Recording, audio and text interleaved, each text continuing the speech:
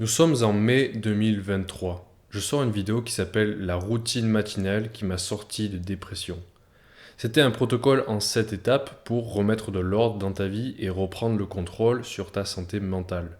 Et de mémoire, les 7 étapes, c'était s'étirer, prendre de la L-tyrosine pour la dopamine, faire son lit, prendre une douche froide, boire un café et écrire dans son journal, méditer en s'exposant au soleil et regarder son calendrier sur Google Calendar pour savoir ce qu'il y avait à faire durant la journée. Et cette routine, tous les matins, elle me prenait 1h30 voire 2 heures de mon temps. C'est-à-dire qu'il se passait 1h30 à 2 heures entre le moment où je me réveillais et le moment où je me mettais vraiment à travailler.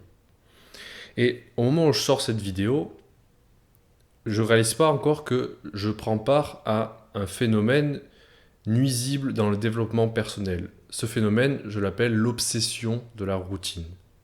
En fait, avec l'émergence de gens comme Andrew Huberman et son podcast, il y a eu de plus en plus de youtubeurs dev perso qui ont sorti des vidéos avec des protocoles sur les routines matinales, sur ce qu'il fallait faire pour optimiser sa journée et bien commencer le matin. Parce que si on est d'accord sur un point, c'est que le matin, c'est le moment le plus important de ta journée. C'est le moment où tu es le plus frais, c'est le moment où tu as le plus d'énergie, de discipline. C'est le moment où tu dois faire les tâches les plus importantes de ta journée. À cet égard, je ne dis pas que ma vidéo était inutile, bien au contraire. Je pense que spécifiquement, si tu as une santé mentale déplorable et si il y a du chaos dans ta vie, si tu es en dépression, tu as besoin d'avoir une routine très précise, de suivre un protocole très précis pour reprendre le contrôle sur ta vie. Ce que je reproche à ces routines-là, c'est qu'elles ont perdu de vue le but initial. Le but initial d'une routine, c'était d'optimiser ta productivité. C'est de faire en sorte que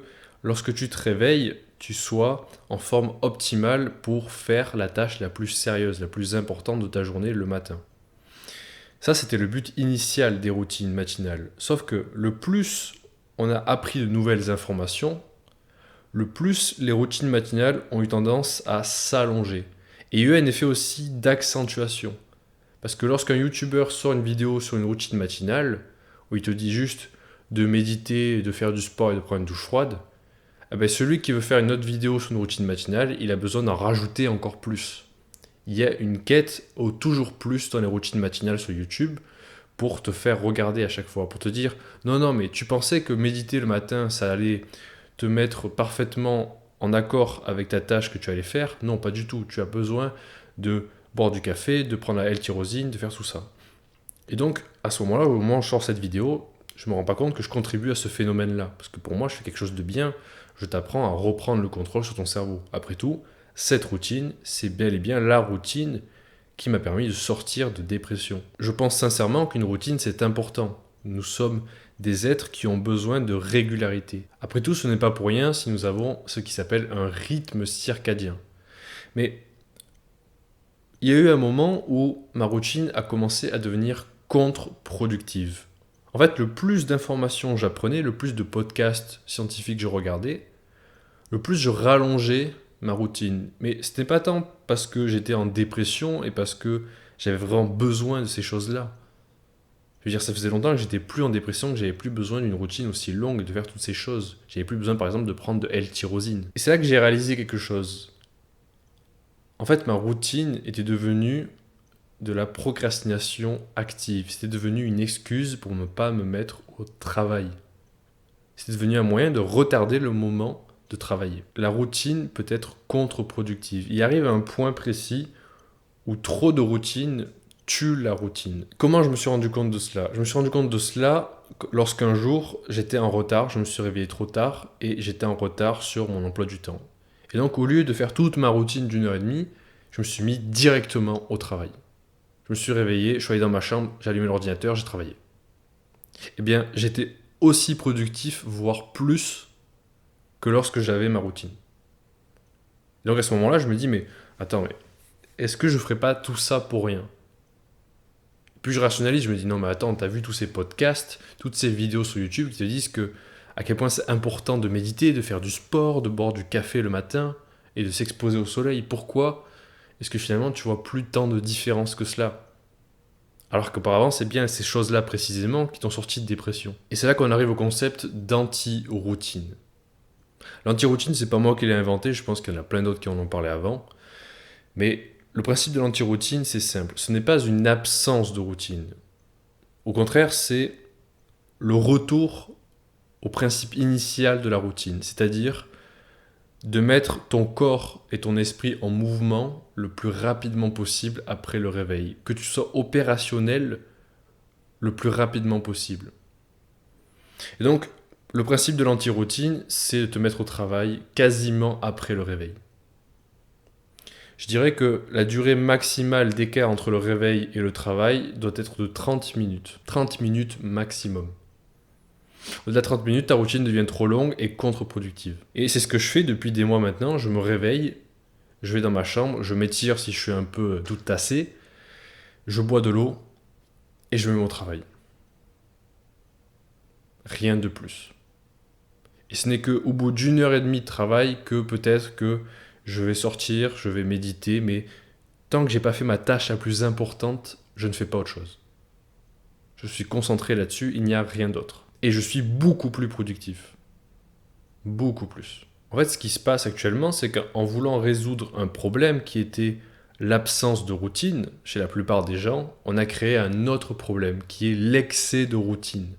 On en fait trop, on est passé d'un extrême à l'autre. Et je pense sincèrement que être trop dépendant des routines, ça nous affaiblit.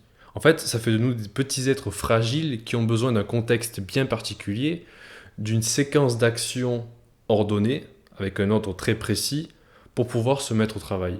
Ce qui fait que on devient dépendant de notre routine. Si on n'a pas notre routine, si on n'a pas pris notre douche froide, si on n'a pas médité un matin, oh mon Dieu, panique, on ne peut plus travailler. Donc je pense que oui, la routine est importante.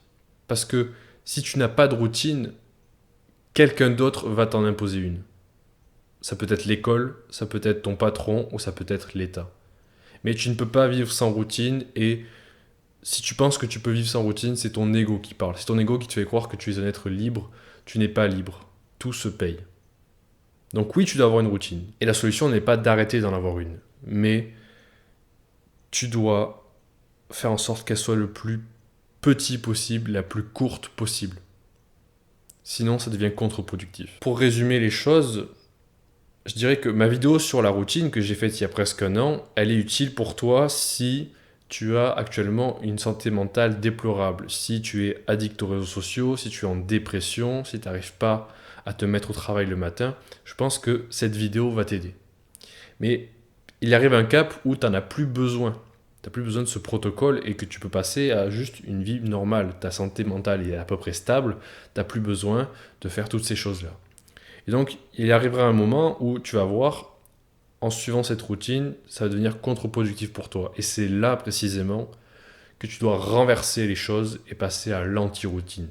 C'est-à-dire qu'au lieu d'en faire plus, tu en fais moins. Voilà, c'est tout ce que j'avais envie de dire dans cette vidéo. J'avais juste envie d'allumer ma caméra pour une fois et de parler sans montage, sans vraiment écrire à l'avance le sujet. Dis-moi si ça te plaît, moi ça me plaît, ça me manquait honnêtement d'allumer ma caméra et de juste parler comme ça. Et dis-moi aussi en commentaire si toi aussi tu as cette impression que parfois les routines peuvent devenir contre-productives ou si ça t'aide encore, bah tant mieux si ça t'aide encore. Voilà, donc si ce format te plaît, tant mieux parce que je continuerai à en faire. J'aime bien parler face caméra aussi, sans 36 effets de montage. Quoi qu'il en soit, je sors toujours une vidéo travaillée tous les dimanches. La prochaine parlera de... De quoi elle va parler la prochaine vidéo ? Oui, la prochaine vidéo parlera d'addiction au téléphone, donc si c'est un sujet qui t'intéresse, n'hésite pas à t'abonner pour savoir quand je sortirai la vidéo. Sur ce, je te dis à la prochaine. Salut!